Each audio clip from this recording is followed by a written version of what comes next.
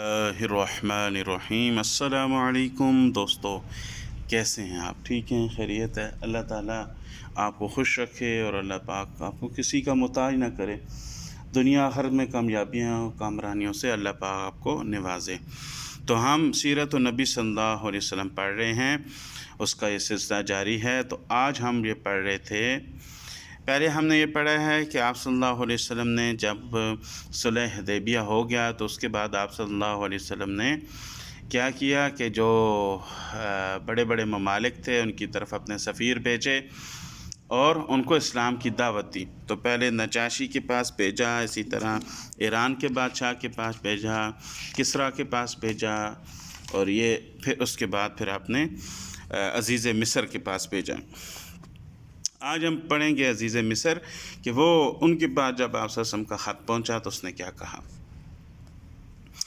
عزیز مصر کو آپ صلی اللہ علیہ وسلم نے جو خط لکھا تھا، اس کے جواب میں اس نے عربی زبان میں یہ خط لکھا: محمد بن عبداللہ کے نام مقوقس رئیس قبط کی طرف سے سلام علیک کے بعد میں نے آپ کا خط پڑھا ہے اور اس کا مضمون اور مطلب سمجھا۔ مجھ کو اس قدر معلوم تھا کہ ایک پیغمبر آنے والے ہیں، لیکن میں یہ سمجھتا تھا کہ وہ شام میں ظہور کریں گے۔ میں نے آپ کی قاصد کی عزت اور 2 لڑکیاں بھی بھیجی ہیں۔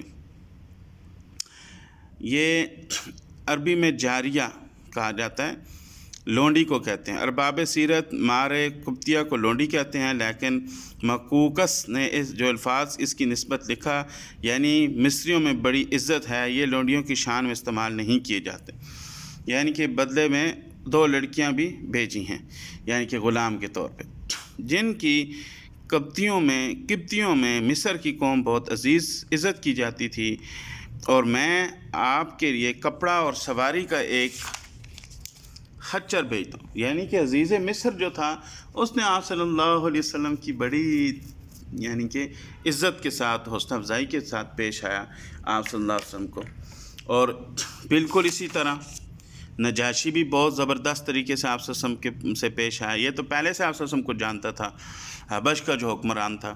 اسی طرح یہ خسرو پرویز جو تھا وہ سخت تھا، البتہ کیسر روم جو تھا اس نے بھی نرمی کا اظہار کیا جب آپ صلی اللہ علیہ وسلم کا خط اور قاصد پہنچا۔ جو بدماش تھا نا، وہ یہ تھا خسرو پرویز، اس نے آپ صلی اللہ علیہ وسلم کے نہ صرف خط کو پھاڑ دیا، نعوذ باللہ، بلکہ بکواسات بھی کیے، اور پھر کیا ہوا کہ اسی رات اپنے بیٹے کے ہاتھوں قتل ہو گیا۔ ایک بات یہاں پہ مجھے بڑی ایک عجیب سی لگ رہی ہے کہ دیکھیں، اب یہ لوگ جو ہیں، عزیز مصر ہو گئے، حبشہ کے بادشاہ ہو گئے، اور کون سے تھے جی، اس کے علاوہ کیسر روم جو تھا، یہ تو عرب کے بھی نہیں تھے، عجم کے تھے، سمجھو دور کے تھے۔ ان کے پاس آپ صلی اللہ علیہ وسلم کا قاصد، اور تھے بھی بادشاہ، بڑی بڑی سلطنتیں تھیں ان کے پاس۔ تو دیکھیں انہوں نے آپ صلی اللہ علیہ وسلم کے ساتھ کیا سلوک کیا۔ ایک خط آیا، قاصد آیا، تو کیا سلوک کیا؟ زیادہ تر نے بہتر ہی کیا۔ ایک ایران والے نے بکواسات کیے، باقیوں نے تحمل کا ہی مظاہرہ کیا اور بڑے پڑھے لکھا جواب دیے، جبکہ مکہ والے بڑے سردار جو تھے، کوئی اتنا بڑا رقبہ بھی ان کے پاس نہیں تھا، سردار تھے، ساری بات ہے، عزت تھی ان کی بہت زیادہ، پوری ایک ان کے ساتھ بڑی ان کی رسپیکٹ تھی، مگر آپ صلی اللہ علیہ وسلم کے ساتھ یہ کس طرح پیش آئے ہیں؟ گالیاں دیں، پتھر مارے، طائف میں گھسیٹا گیا۔ اپنوں نے یہ کیا اور غیروں نے عزت کے ساتھ پیش آئے۔ دیکھیں کیا فائدہ پھر، خود کو یہ کہتے ہیں ہم بڑے جناب علی، ابو جہل کہتا تھا میں بڑا جناب بادشاہ اور جاہلوں کا سردار۔ آپ صلی اللہ علیہ وسلم کا رویہ دیکھو اس کا، اور غیروں کا رویہ دیکھو آپ صلی اللہ علیہ وسلم کے ساتھ۔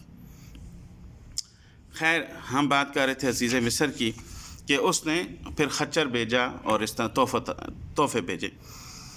سیدہ ماریہ قبطیہ، عزیز مصر اسلام نہیں لایا۔ وہ لڑکیاں جو بھیجی تھیں ان میں ایک ماریہ قبطیہ تھیں جو حرم نبوی میں داخل ہوئیں، دوسری سیرین تھیں جو حضرت حسان رضی اللہ عنہ کے ملک میں آئیں۔ خچر کا نام دلدل تھا، جس کا ذکر اکثر حدیث کی کتابوں میں آتا ہے۔ جنگ حنین میں آپ صلی اللہ علیہ وسلم اسی پر سوار تھے۔ تبری میں لکھا ہے کہ ماریہ اور سیرین حقیقی بہنیں تھیں، اور حضرت خاطب بن بلتا جن کو آپ صلی اللہ علیہ وسلم نے مقوقس کے پاس خط دے کر بھیجا تھا، ان کی تعلیم سے دونوں خاتونیں خدمت نبی میں پہنچنے سے پہلے ہی اسلام کا لا چکی تھیں۔ اس واقعے کو اس حیثیت سے دیکھنا چاہیے کہ یہ دو خاتون جو تھیں لونڈیاں نہ تھیں اور اسلام قبول کر چکی تھیں، اس لیے آپ صلی اللہ علیہ وسلم نے ماریہ رضی اللہ تعالی عنہا سے نکاح کیا ہوگا، نہ کہ لونڈی کی حیثیت سے آپ صلی اللہ علیہ وسلم کے حرم میں آئیں۔ یعنی کہ جب وہ اسلام لے آئیں پھر لونڈیاں نہیں رہی، کیونکہ اسلام میں لونڈی کا تصور ہی نہیں ہے، ٹھیک ہے۔ رئیس یمامہ کا جواب، یمامہ بھی ایک آپ صلی اللہ علیہ وسلم نے ایک بھیجا خط اور اپنا سفیر بھیجا۔ رئیس یمامہ کیا کہتا ہے دیکھیں، روسائے عرب کو جو خط لکھے گئے تھے ان کے بھی جواب مختلف ہے۔ حوزہ ابن علی رئیس یمامہ نے لکھا، تم جو باتیں کہتے ہو وہ نہایت اچھی ہیں۔ دیکھیں بات کرنے کا ایک طریقہ ہوتا ہے نا، تم جو بات کہتے ہو، اس ٹائم یہ تم کا لفظ استعمال ہوتا تھا عام، یعنی کہ عزت میں بھی تم کا آیا، آج کل تو آپ کہتے ہیں نا پیار سے محبت سے۔ اگر حکومت میں کچھ میرا بھی حصہ ہو تو میں تمہاری اقتداء کے لیے تیار ہوں۔ اسلام ہیوا سے ملک کے لیے نہیں آیا تھا، آپ صلی اللہ علیہ وسلم نے فرمایا زمین کا ایک ٹکڑا بھی ہو تو میں نہ دوں گا۔ حارث غسانی جو حدود شام کا رئیس تھا اور رومیوں کے متحد اطراف کے عربوں میں حکومت کرتا تھا، خط پڑھ کر برہم ہوا اور فوج کو تیاری کا حکم دیا۔ اس نے یہ سمجھا کہ یہ کوئی نبی نہیں ہے، یہ کوئی بادشاہ ہے، تو وہ کہتے ہیں کہ چلو ٹھیک ہے، کوئی یہ چونکہ بادشاہ ایسا تھا کہ اس نے کچھ علاقوں پہ اس کی حکومت تھی، یعنی کہ قبضے کی ہوئے علاقوں کے اوپر اس کی حکومت تھی، تو اس نے کہا کہ شاید یہ کوئی بادشاہ ہے جو اپنے ساتھ مجھے ملانا چاہتا ہے، تو انہوں نے کہا چلو ٹھیک ہے مل کے حکومت کرتے ہیں۔ تو آپ نے فرمایا کہ یہ وہ کام نہیں ہے، میں تو اللہ کا نبی ہوں، میں تو اللہ کے دین کی طرف بلا رہا ہوں، نہ کہ کوئی میرے پاس کوئی بادشاہ آتا ہے اور کوئی علاقہ ہے کہ مل کے حکومتیں کریں، اس طرح نہیں ہے۔ تو وہ جب اس کو یہ پیغام ملا تو وہ اس سے غصہ آ گیا، اس نے فوج تیار کر لی۔ مسلمان اس جرم کی پاداش میں ہر وقت اس کے حملے کے منتظر رہتے تھے، اور آخر موتا اور تبوک وغیرہ کی لڑائیاں پیش آئیں۔ واقعہ متفرقہ، حضرت خالد بن ولید اور حضرت عمر بن عاص رضی اللہ تعالی عنہ، عمر بن عاص رضی اللہ تعالی عنہ کا اسلام۔ حدیبیہ کی صلح کو خدا نے فتح کہا، لیکن اسلام کی نہیں، قلوب کی۔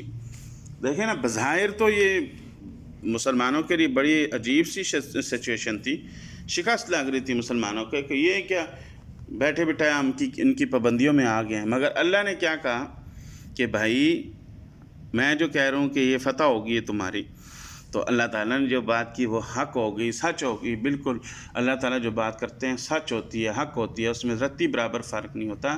تو وہی ہوا، بظاہر نہ کسی علاقے کی فتح ہوئی، نہ کوئی لوگ قتل و قتال ہوئے، نہ کوئی قیدی بنے، مگر صلح حدیبیہ نے لوگوں کے دلوں کو جیت لیا۔ صلح حدیبیہ کی فتح نے اسلام کی تو فتح نہیں کی، لیکن قلوب کی فتح کر لی، دلوں کی۔ اسلام کو اپنی اشاعت کے لیے امن درکار تھا، اور وہ اس صلح میں سے حاصل ہو گیا۔ اس صلح کو خود دشمن فتح سمجھتے تھے۔ قریش اور مسلمانوں نے اب تک جو مارکے ہوئے، فوجی حیثیت سے قریش کی صف میں ہر جگہ خالد بن ولید کا نام ممتاز نظر آتا تھا۔ جاہلیت میں رسالہ کی افسری انہی کے سپرد ہوتی تھی۔ احد میں قریش کے کھڑے ہوئے پاؤں انہی کی کوشش سے سنبھلے تھے۔ حدیبیہ کے موقع پہ بھی قریش نے طلایا انہی کے زیر افسری نظر آیا تھا، لیکن قریش کا اس سپہ سالار بھی آخر اسلام کے حملہ کاری سے نہ بچ سکا۔ صلح حدیبیہ کے بعد حضرت خالد بن ولید رضی اللہ تعالی عنہ نے مکہ سے نکل کر مدینہ کی طرف رخ کیا۔ راستہ میں حضرت عمر بن عاص نے ملے تو پوچھا کدھر کا جا رہے ہو؟ بولے اسلام لانے جاتا ہوں۔ آخر کب تک؟ حضرت عمر بن عاص رضی اللہ تعالیٰ عنہ نے کہا ہمارا بھی یہی ارادہ ہے۔ دونوں صاحب ایک ساتھ بارگاہ نبوت میں حاضر ہوئے اور اسلام سے مشرف ہوئے، اور اب وہ جوہر جو اسلام کی مخالفت میں صرف ہو رہا تھا اسلام کی محبت میں صرف ہونے لگا۔ فتح مکہ میں حضرت خالد بن ولید رضی اللہ عنہ جب ایک مسلمان کے دستہ کے افسر بن کر حضرت سامنے سے گزرے تو آپ صلی اللہ علیہ وسلم نے پوچھا کون ہے؟ لوگوں نے کہا خالد ہیں۔ آپ صلی اللہ علیہ وسلم نے فرمایا خدا کی تلوار ہے، شورڈ آف اللہ، اللہ کی تلوار ہے یہ۔ غزوہ موتا میں جب حضرت جعفر، حضرت زید بن حارثہ، عبداللہ بن رواحہ کے بعد حضرت خالد رضی اللہ تعالیٰ اپنے ہاتھ میں علم لیا تو مسلمان خطرہ سے باہر تھے۔ عہد خلافت میں ایک خالد رضی اللہ عنہ نے شام کا ملک کیسر سے چھین لیا اور دوسرا عمرو بن عاص مصر کا فاتح ہوا۔ دیکھیں یہ دونوں جرنیل تھے، دونوں ہیرے تھے اسلام کے۔ جب یہ اسلام میں داخل ہوئے تو پھر کیا ہوا، حضرت خالد بن ولید نے شام فتح کیا، سبحان اللہ سبحان اللہ، اور عمرو بن عاص رضی اللہ تعالیٰ نے کیا کیا، مصر فتح کیا۔ یہ تھوڑے بڑے علاقے ہیں خلفائے راشدین کے دور میں، تو ان کے اسلام لانے سے اسلام کو بڑی تقویت پہنچی۔ اس کے بعد آتا ہے جی خیبر۔ بعض اوقات بیچ میں ٹاپک تھوڑے بور ہوتے ہیں تو آپ اس کا مائنڈ نہ کیا کریں، اس میں ہمارے لیے سبق کافی ہوتے ہیں، مگر چونکہ ہم کھلے ڈلے لوگ ہیں، ہم کھلی بات کرنے والے لوگ ہیں، ہم مطلب گہرائی میں جاتے نہیں ہیں۔ یہ علم سے شغف رکھنے والے لوگ جو ہوتے ہیں وہ گہرائی میں جاتے ہیں، تو ہم موٹا موٹا جامع چیز جو ہے وہ سمجھنے کی ہم کوشش کرتے ہیں، تو اس لیے پھر ہمیں پھر تھوڑا سا بورنگ لگتا ہے، تو اس کے لیے میں آپ سے معذرت چاہتا ہوں۔ اچھا، خیبر غالباً عبرانی لفظ ہے جس کے معنی ہے قلعہ کے ہیں۔ یہ مقام مدینہ منورہ سے 8 منزل پر ہے۔ یورپین سیاحوں میں ڈاؤٹی کئی مہینے تک یہاں 1877 میں مقیم رہا۔ اس نے مدینہ سے اس مقام کا فاصلہ 200 میل لکھا ہے۔ وہ نخلستان جس کے کنارے پر خیبر ہے نہایت زرخیز ہے۔ یہاں یہود نے نہایت مضبوط متعدد کئی قلعے بنائے تھے جن میں سے بعض کے آثار اب تک بھی موجود ہیں۔ عرب میں یہودی قوت کا یہ سب سے بڑا مرکز تھا۔ مدینہ میں جب رؤسائے بنی نذیر جلا وطن ہو کر خیبر میں آباد ہوئے تو انہوں نے تمام عرب کو اسلام کی مخالفت پر براخیتا کیا، یعنی کہ کوشش کی کہ اسلام کے خلاف ہو جاؤ، یعنی کہ ان کو بھڑکایا، جس کا پہلا مظہر احزاب کا معرکہ ہے۔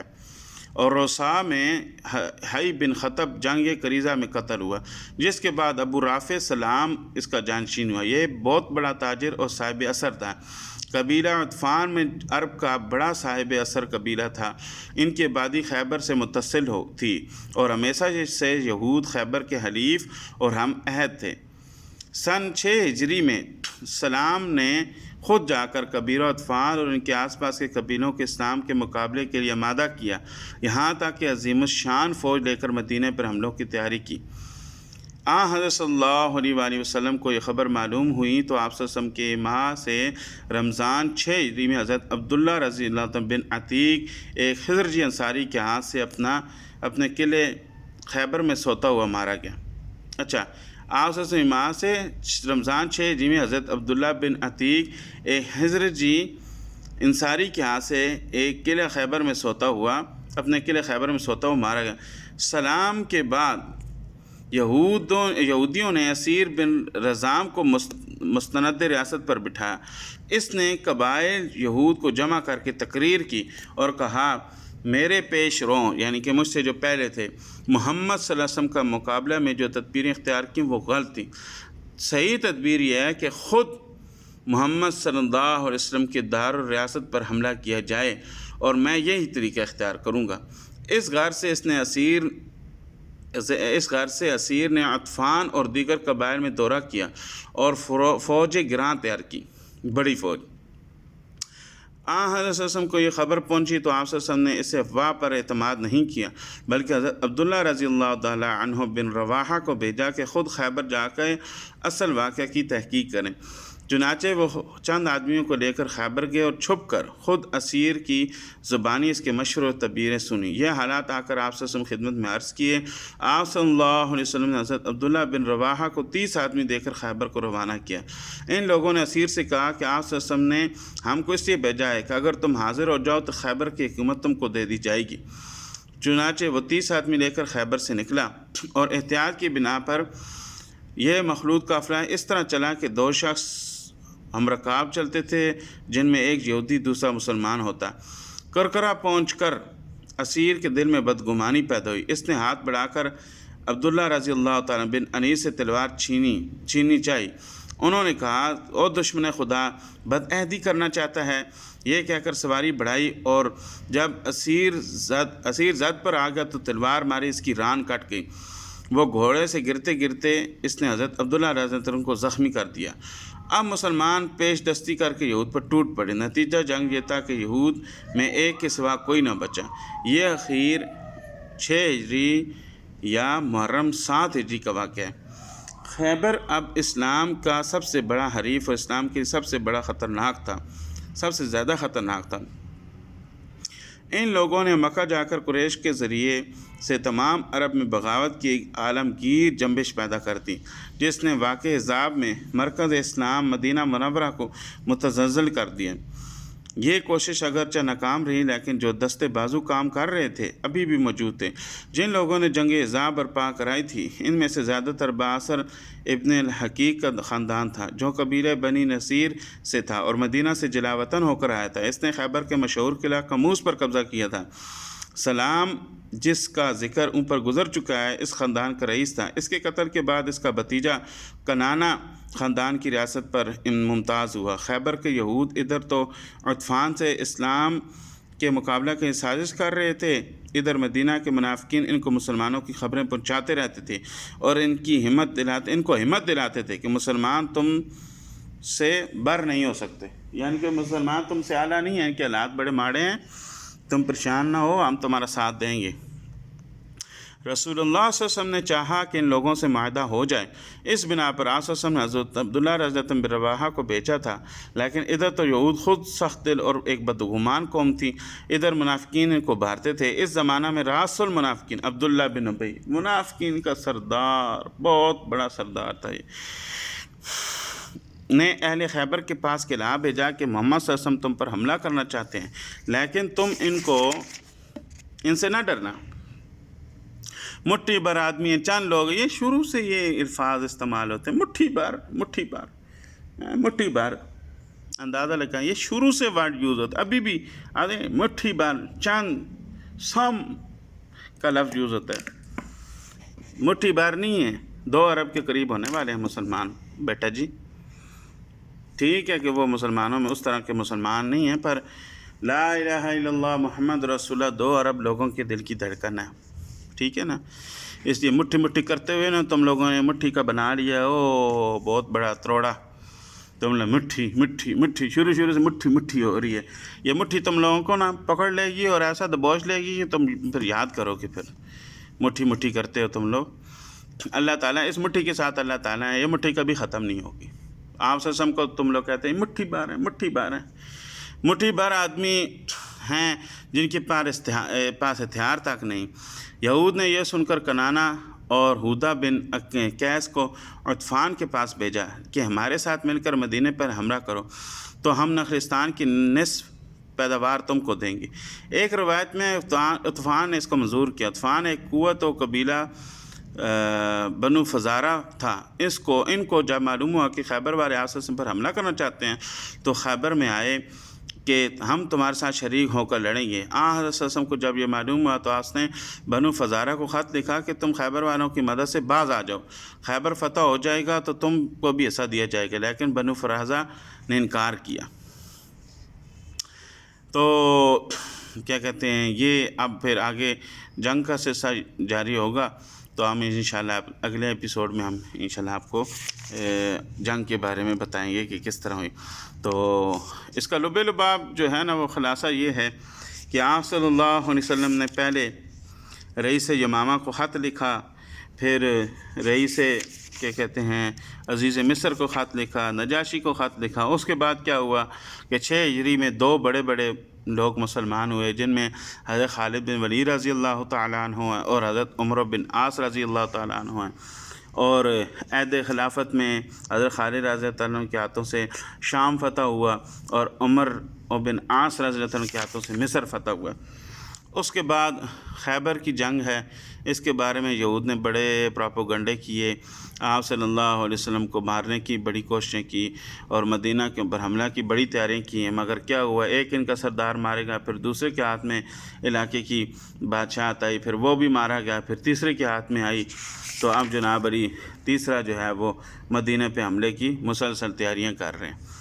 تو صحابہ کرام رضوان اللہ علیہ مجمعین اور آپ صلی اللہ علیہ وسلم کی زندگی ہمارے لیے بہترین ماڈل ہے، نمونہ ہے۔ آپ صلی اللہ علیہ وسلم کی ساری زندگی جد و جہد میں گزری ہے۔ پہلے پیدا ہوئے تو والد صاحب نہیں تھے، پھر چچا فوت ہو گئے، دادا فوت ہو گئے ہیں، پھر ماں فوت ہو گئی، تو اس طرح آپ صلی اللہ علیہ وسلم کی زندگی بڑی پریشانیوں میں گزری ہے۔ پھر نبوت کا اعلان کیا تو پھر تو پریشانیوں کا ایک تسبیح ٹوٹ پڑی، دانوں کی پریشانیاں در پریشانیاں آنے پڑی، فاقے کاٹے۔ پھر آپ صلی اللہ علیہ وسلم کی اس کے بعد 23 سال زندگی ہے نبوت کے اعلان کے بعد، اور اس میں 27 غزوات آپ صلی اللہ علیہ وسلم نے لڑے ہیں، یعنی کہ کفار نے آپ صلی اللہ علیہ وسلم کو بالکل سکون سے نہیں رہنے دیا۔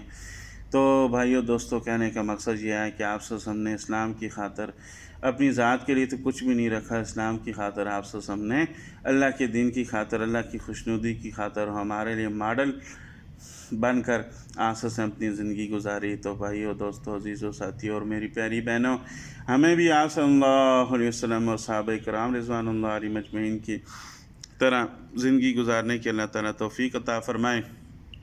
میری آپ لوگوں کے لیے دعا ہے کہ اللہ تعالیٰ مجھے اور آپ کو خوش رکھے، دنیا آخرت میں کامیابیاں عطا فرمائے، زندہ رکھے تو ایمان کے ساتھ، اور جب ہماری موت قریب آئے تو ہمارے زبان کے اوپر اشہد ان لا الہ الا اللہ وحدہ لا شریک لہ واشہد ان محمدا عبدہ ورسولہ جاری ہو، وما علینا الا البلاغ۔